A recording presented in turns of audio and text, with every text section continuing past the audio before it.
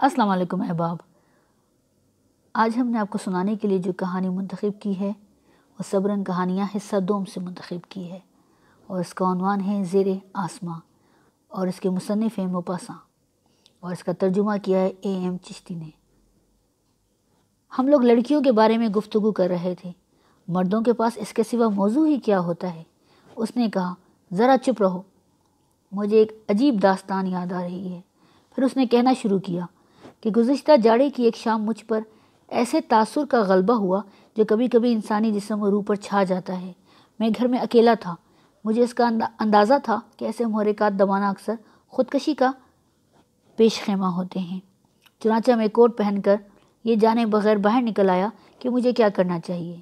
میں بالی ووڈ کے پاس پہنچا اور ہوٹلوں کے سامنے ٹہلنے لگا۔ راہگیر کم تھے کیونکہ پانی برس رہا تھا۔ بارش میں وہ تیزی تو نہیں تھی کہ راہگیروں کو جائے پناہ ڈھونڈنے کی ضرورت پیش آتی۔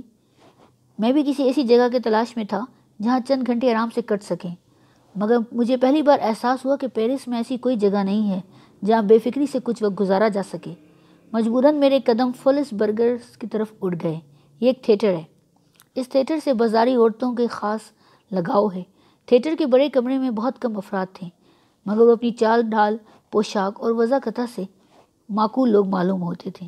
یہاں ایسے صاف ستھرے لوگ بھی مل جاتے ہیں جو اپنی پوشاک کی طرح بے داغ ہوتے ہیں۔ جہاں تک عورتوں کا سوال ہے، ان کا غول ہمیشہ ایک ہی نوع کا ہوتا ہے، وہی سادہ، مزمل اور تیز قدم چلنے والی عورتیں۔ اس وقت وہاں 6 عورتیں موجود تھیں۔ میں سوچ رہا تھا کہ ان فربا اندام اور چھریرے جسموں والی عورتوں میں سے ایک بھی ایسی نہیں ہے جسے اس کے مطالبے کے مطابق 5 فرانک دیے جا سکیں۔ ان میں سے ایک پر میری نظر پڑی۔ وہ جوان نہیں تھی، مگر بظاہر اچھی نظر آ رہی تھی، تازہ اور اشتعال انگیز۔ میں نے اسے روکا اور عجیب حیوانی انداز میں اس سے رات بھر کا معاملہ طے کر لیا۔ میں تنہا گھر لوٹنا نہیں چاہتا تھا، اس لیے اپنی تنہائی ایک ناقص عورت کی صحبت میں گزارنے کے لیے مجبور تھا۔ وہ مارٹر اسٹریٹ پر ایک بڑے مکان کے ایک حصے میں رہتی تھی۔ میں اس کے ساتھ وہاں پہنچا۔ زینے کی روشنی گل ہو چکی تھی۔ میں دیا سلائی جلاتا ہوا اور قدم قدم پر سنبھلتا ہوا ایک سائے کا تعاقب کر رہا تھا۔ ہم 4تھی منزل پر پہنچ گئے۔ اس نے دروازہ اندر سے بند کرتے ہوئے مجھ سے پوچھا، آپ صبح تک رہیں گے؟ میں نے کہا، طے تو یہی ہوا ہے۔ خوب، آپ ذرا یہاں ٹھہریے، میں بھی حاضر ہوتی ہوں۔ وہ مجھے اندھیرے میں چھوڑ گئی۔ میں نے دروازہ بند ہونے کی آواز سنی، پھر مجھے ایسا محسوس ہوا جیسے وہ کسی سے بول رہی ہو۔ میں متعجب تھا۔ مجھے خیال آیا کہ کہیں یہ دھوکہ نہ دے دے، مگر مجھے اپنی قوت بازو پر بھروسہ تھا۔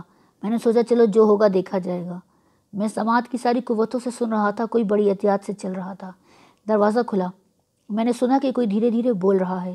پھر وہ ایک شمع ہاتھ میں لیے واپس آئی اور بولی، اب آپ تشریف لا سکتے ہیں۔ وہ ایک سپردگی کے عالم میں مجھ سے ہم کلام ہو گئی۔ میں اندر داخل ہو گیا۔ ویران کھانے کے کمرے سے گزرتے ہوئے ہم ایک ایسے کمرے میں آ گئے جو اس قسم کی عورتوں کا مایہ امتیاز ہوتا ہے۔ آپ آرام سے تشریف رکھیے، اس نے کہا۔ میں نے مشتبہ نظر سے پورے ماحول کا جائزہ لیا، مگر کوئی ایسی بات نظر نہ آئی جو مجھے مشکوک کرتی۔ پھر جلدی ہم دونوں ایک ہو گئے۔ 5 منٹ بعد ایک عجیب احمقانہ خیال میرے دل میں آیا کہ کپڑے پہن کر باہر نکلوں، لیکن پھر وہی گوشہ قفس، وہی تنہائی، وہی اپنا گھر، وہی ماحول۔ خیالات اس تیزی سے ذہن میں دوڑ رہے تھے کہ میں جس دماغی خلجان میں مبتلا تھا اس کے باوجود اپنی جگہ سے جنبش نہ کر سکا۔ مجھے اس عورت میں جو شگفتگی اور شادابی نظر آئی تھی، اب اس کا دور دور تک پتہ نہیں تھا۔ میرے پہلو میں گوشت کا ایک سرد لوتھڑا پڑا تھا۔ کبھی کبھی ایسی بدکماش عورت کے بوسے میں ادرک کا مزہ ہوتا ہے۔ بہرحال میں نے اس سے گفتگو کرنے کے لیے پہل کی، کیا تم یہاں خاصی مدت سے رہتی ہو؟ نہیں، صرف 6 مہینے سے۔ اس سے پہلے تمہارا قیام کہاں تھا؟ میں کلازر اسٹریٹ پر رہتی تھی، لیکن مالک مکان کی ذاتیوں کے باعث مجھے وہ جگہ چھوڑنی پڑی۔ پھر اس نے ایک واقعے کے متعلق لمبی داستان سنائی۔ اچانک میں نے اپنے قریب کوئی چیز گرنے کی آواز سنی۔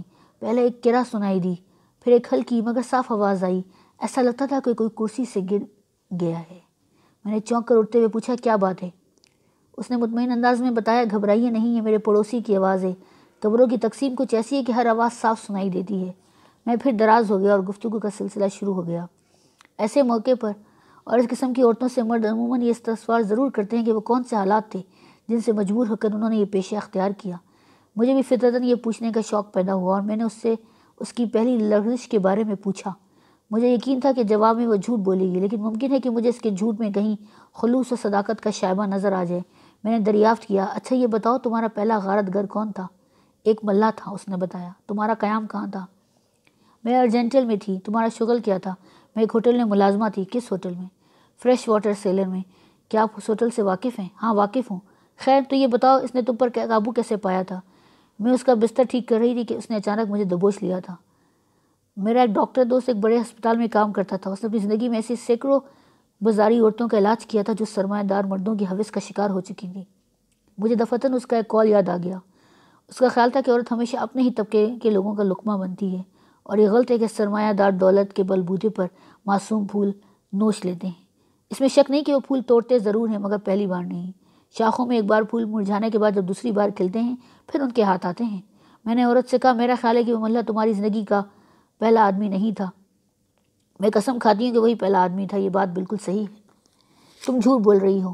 یقین کیجیے میری بات سچ ہے۔ نہیں، تم جھوٹ بول رہی ہو۔ مجھے اصل واقعہ بتاؤ۔ وہ ہچکچا رہی تھی۔ میں نے کہا، میں دلوں کا حال جانتا ہوں۔ اگر تم نہیں بتاؤ گی تو میں اپنے ایک عمل سے تمہیں سلا دوں گا، پھر مجھے سب کچھ معلوم ہو جائے گا۔ وہ خوفزدہ سی ہو کے مجھے دیکھتی رہی، پھر بولی، آپ کو یہ کیسے معلوم ہوا کہ میں جھوٹ بول رہی ہوں؟ اسے جانے دو کہ کیسے معلوم ہوا، تم مجھے سچ سچ بتاؤ۔ پہلی بار، پہلا غارت گر۔ میں گاؤں میں ایک گھر میں کام کرتی تھی۔ وہاں ایک دعوت کے موقع پر شہر سے الیگزینڈر نامی ایک باورچی بلایا گیا تھا۔ اس نے آتے ہی سارے انتظام اپنے ذمہ لے لیا۔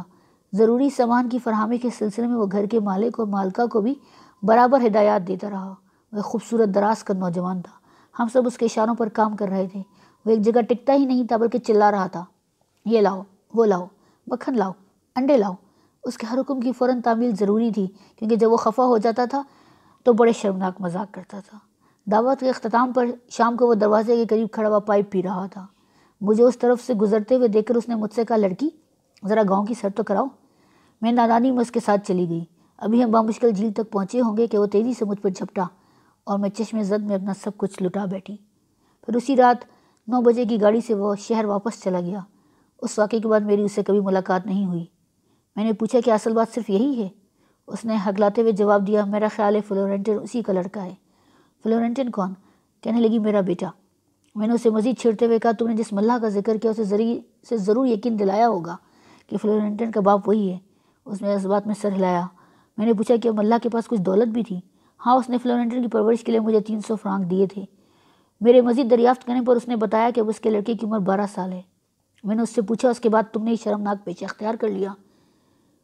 اس نے بے پرواہی سے جواب دیا، آدمی کو وہی کرنا چاہیے جو اس کے بس میں ہو۔ اسی لمحے کمرے میں کے کسی طرف سے اٹھنے والے شور سے میں اچھل پڑا۔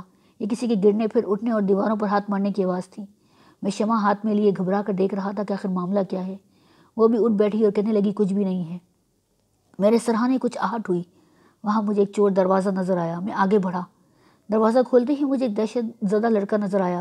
وہ مجھے گھور رہا تھا۔ ایک پیال بھری کرسی کے پیچھے وہ دبلا پتلا زرد لڑکا کھڑا ہوا کانپ رہا تھا۔ غالباً وہ کرسی سے گر گیا تھا۔ مجھے دیکھتے ہی اس نے رونا شروع کر دیا۔ میرا کوئی قصور نہیں ہے ماں، میں سو رہا تھا کہ یکا یک گر پڑا۔ خفا نہ ہونا ماں، میں بالکل بے قصور ہوں۔ میں نے عورت کو مخاطب کرتے ہوئے پوچھا، یہ کیا کہنا چاہتا ہے؟ اس نے گھبرا کے بہت بددلی سے ٹوٹی ہوئی آواز میں کہنا شروع کرا، کیا کروں؟ میری آمدنی اتنی زیادہ نہیں ہے کہ بچے کو اسکول میں داخل کر سکوں یا کوئی کمرہ کرائے پر لے لوں۔ جب میرے ساتھ کوئی نہیں ہوتا تو یہ میرے ساتھ ہی سوتا ہے۔ اگر کوئی گھنٹے 2 گھنٹے کے لیے آئے تو یہ اس کرسی پر خاموش بیٹھا رہتا ہے، لیکن جب کوئی ساری رات آئے تو کرسی پر بیٹھے بیٹھے اس کے اعضاء تھک جاتے ہیں۔ مجھے یقین ہے کہ آپ بھی اس حال میں ساری رات کرسی پر سو نہیں سکتے۔ وہ رو رہی تھی، لڑکا بھی رو رہا تھا۔ میں فوراً وہاں سے لوٹ آیا۔ کہانی کا اختتام۔